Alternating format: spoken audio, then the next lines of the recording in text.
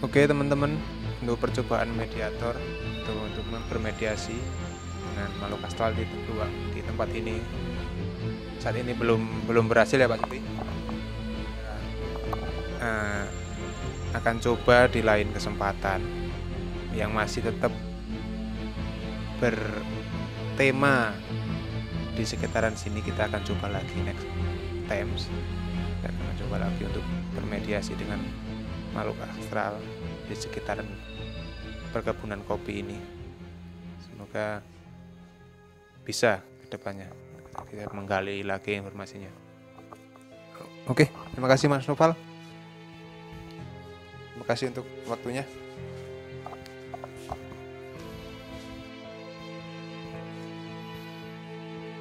Oke, selanjutnya kita ke ruangan depan. Ini sudah cukup kita untuk mengeksplor rumah ini atau ruangan ini. Kita bisa kembali ke depan.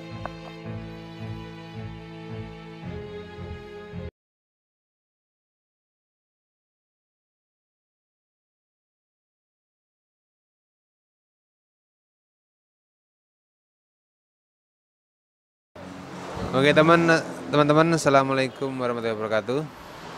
Kita ngobrol-ngobrol santai kali ini. Untuk video kali ini kami tim Menggali Misteri akan membahas atau meneruskan video yang kemarin mengenai kerasukan atau kesurupan. Klarifikasi yang kemarin, video kemarin mungkin teman-teman kurang jelas videonya, tanpa prolog, tanpa penjelasan, hanya video mencoba untuk meditasi tapi tidak bisa. Kita saat ini mencoba untuk menjelaskan kenapa pada saat dalam video itu mediatornya tidak bisa dimasuki oleh makhluk astral atau bisa dibuat untuk menjadi mediator.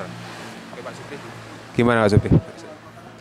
Oke, saya akan mencoba menjelaskan waktu pertama kali kita melakukan eksplorasi di sebuah rumah peninggalan Belanda yang tepatnya ada di Desa Wonotopo yang dulunya sangat ramai, ada pabrik penggilingan kopi dan penduduknya di Desa Wonotopo itu bukan hanya hitungan ratusan tapi ribuan. Karena kejayaan pada masanya itu luar biasa sehingga penduduk yang berasal dari wilayah-wilayah lain kabupaten bahkan lain provinsi pun banyak yang berdatangan untuk bekerja di perusahaan ataupun di pabrik penggilingan kopi dan bahkan di perkebunannya. Pada waktu itu pertama kali kita melakukan eksplorasi bukan karena kita tidak bisa untuk mencoba melakukan memasukkan bangsa astral atau pemakhluk astral yang berada di tempat itu, tapi karena pada waktu itu masih sangat pemula. Jadi awal pertama kali rasa kekhawatiran, rasa ketakutan yang justru membuat kegagalan dalam proses pemasukan bangsa jin atau makhluk astral yang ada di tempat itu untuk dijadikan dimasukkan ke dalam mediatornya. Karena pada waktu itu sebelum proses syuting kita melakukan ataupun mengadakan ritual untuk pemageran gaib dari semua tim dan termasuk dari calon mediator yang gagal dimasuki oleh makhluk astral tersebut juga masuk diikutkan dalam proses pemageran gaib itu, sehingga pada waktu itu nggak bisa karena memang awal, jadi pemula lah. Kita sangat khawatir, sangat takut, makanya tidak terpikir. Jadi kalau ini yang harusnya jadi mediator, kalau diikutkan dalam proses pemageran itu nggak akan bisa dimasukin bangsa astral. Makanya waktu itu gagal total lah. Tapi kemudian di video kita selanjutnya di bekas pabrik PPUS ya Pak Supri, kita melakukan mediasi dengan seorang mediator. Itu bisa ya, kita berhasil memasukkan makhluk astral. Itu memang kita sudah sebelumnya memang dipersiapkan dengan matang. Karena video itu memang dijelaskan Pak Supri tadi memang baru pertama, jadi diberi tameng semua lah, semua tim. Jadi tidak bisa dimasukkan makhluk astral. Gini Pak Supri, untuk itu kan Mas ya mediatornya itu nggak bisa dimasukkan makhluk astral. Itu apa emang semua orang itu bisa dimasukkan atau semua orang tidak bisa, atau ada ciri-ciri khusus orang yang memang ini gampang nih untuk dimasukin makhluk astral itu Pak? Untuk kategori orang yang mudah dimasukin makhluk astral itu sebenarnya banyak.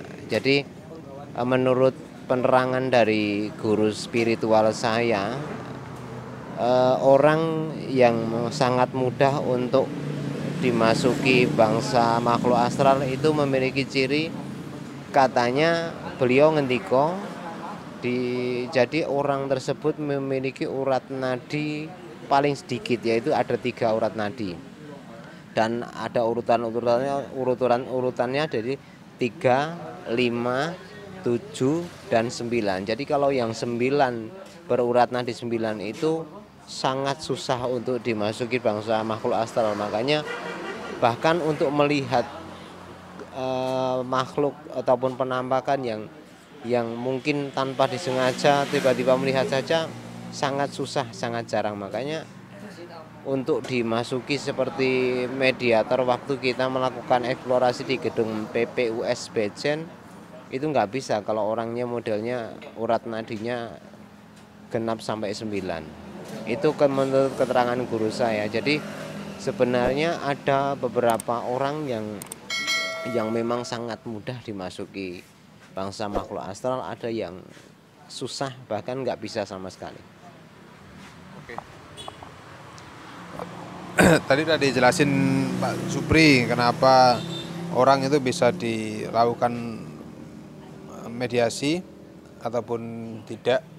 Sudah dijelaskan ternyata ada ciri-cirinya dari urat nadi ya Pak Supri. Ada yang sedikit, ada yang semakin banyak, berarti semakin susah. Semakin susah untuk dimasuki oleh makhluk astral atau menjadi seorang mediator itu susah. Makanya teman-teman yang yang mungkin urat nadinya sedikit juga enggak terus wah gampang kemasukan nih, juga enggak seperti itu juga. Mungkin kalau yang seperti itu kadang-kadang emang ada niat orangnya sendiri yang pengen membuka biar bisa masuk atau kesurupan seperti itu. Enggak terus yang urat nadinya sedikit gampang kerasukan juga tidak seperti itu. Bukan begitu Pak Supri? Iya. Terus seperti orang-orang yang gampang kerasukan itu bisa dilihat dari ciri pada titik cakra sini.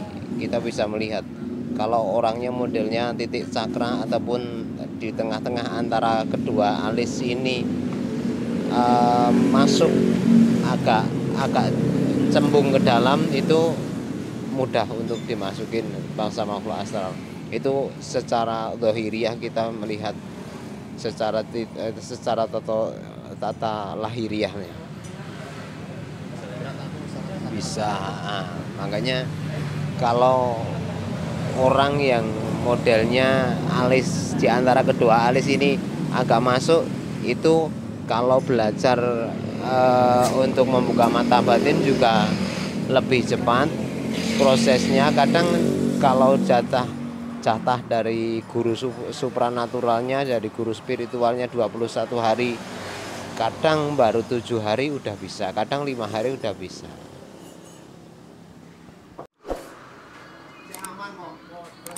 Oke, tadi sudah jelaskan oleh Pak Supri mengenai klarifikasi video yang kemarin, kenapa mediator tidak bisa dimasuki makhluk astral. Sekarang saya mau bertanya tentang dari mana tuh orang itu bisa dirasuki makhluk astral tuh, mulai dari kepala atau dari mata atau dari telinga. Kan kita sebagai orang awam kan tidak tahu. Mungkin Pak Supri tahu, bisa menjelaskan ke kita biar kita semua mengerti. Sebenarnya untuk makhluk astral yang masuk ke dalam tubuh manusia itu masuk melalui pori-pori kita. Jadi seperti molekul lah, molekul itu kan kecil. Jadi dia mampu masuk melalui pori-pori kita. Tapi untuk fokusnya masuknya makhluk astral itu sebenarnya ada di tengkuk leher kita ini sebelakang. Makanya setiap kali di tempat yang kadang dibilang mere, dibilang angker, itu kita jalan merinding bulu kudunya di belakang. Nah, disinilah jadi tempatnya masuk makhluk astral di sini. Jadi mereka pada saat kita merinding, pada saat kita berdiri bulu kuduknya, itu mereka sebenarnya menyerap energi kita untuk kemudian mewujudkan dalam bentuk mereka. Seperti kita melihat kuntilanak, kita melihat pocong, itu sebenarnya prosesnya penyerapan energi dari tubuh kita yang kemudian dilahirkan secara kasat, secara wujud lah. Makanya kalau di tempat angker kita berani beruluk salam, kemudian seperti assalamualaikum, waalaikumsalam, ya khairul khodam, ya khairul jazat, ya khairul, dan sebagainya, itu bisa wujud karena tinggal bagaimana kita melawan rasa takut kita. Sebenarnya setiap orang bisa, kalaupun kita percaya, kalaupun kita memang berani, setiap orang bisa. Jadi simple untuk membuka mata batin, kita butuh keberanian dan ketelatenan, kita butuh rajin berlatih. Seperti kita datang di tempat-tempat yang merit, kemudian memanggil yang ada di situ, uluk salam lah, kemudian minta diwujudkan, minta tunjukkan eksistensimu kalau memang kau ada di sini. Seperti itu kita lama-lama terbiasa dan secara alamiah mata batin kita akan terbuka. Oke, kemudian untuk kadang kan kalau makhluk astral itu udah masuk ke dalam tubuh manusia tuh, jadi manusianya hilang kontrol ya Pak Supri. Seperti pergerakan dan ucapan pun bisa dikontrol oleh makhluk astral tersebut. Makhluk astral itu mendiami mana nih, bersemayam di mana dalam tubuh manusia itu? Kenapa dia biasa mengontrol, mungkin dari gerakan, dari ucapan pun dia bisa. Sebenarnya pada pertama mereka menguasai kita di dalam pikiran. Setelah kita dikuasai di pikiran, kan semua energinya untuk digunakan menggerakkan seluruh persendian kita. Jadi mereka pertama merusak sistem saraf, sistem otak kita. Kemudian setelah itu mereka menduduki statusnya seperti model kayak arwah kita disingkirkan dulu. Nah, seperti itu, kemudian menguasai, kemudian setelah itu, makanya kan orang kadang kalau dia kerasukan tenaganya berlipat. Itu sebenarnya karena hilang kontrol, hilang kendali. Bukan karena demitnya yang ampuh, enggak. Tapi biasanya karena hilang kendali. Jadi kalau kita saja, kalau biasa orang awam, kalau kita emosi, hilang kendali, hilang kontrol, tenaganya bisa berlipat-lipat. Penerangannya seperti itu, bukan karena dari makhluk astral yang ada di tubuh orang tersebut. Oke, mungkin itu ya teman-teman penjelasan dari Pak Supri mengenai klarifikasi video yang kemarin, dan sedikit ditambahi tentang dari mana makhluk astral bisa masuk ke tubuh manusia, lewat jalur mana, lewat bagian tubuh dan pori-pori. Kemudian untuk apa namanya, eh, kenapa Malaker bisa mengontrol tubuh manusia setelah dia memasuki mulai dari gerak, ternyata manusianya